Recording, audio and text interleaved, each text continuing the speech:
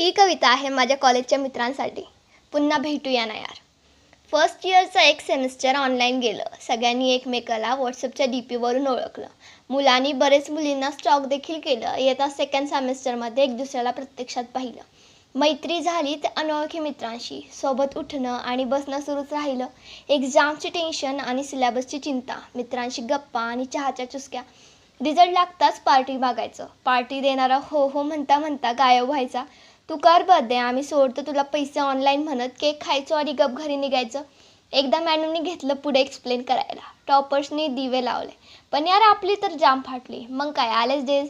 3 दिवस मज्जाच मज्जा. यायचं मस्त तयार होऊन आणि मुलींना ताडायचं. डेज संपताच परत सिलेबसच्या मागं पळायचं.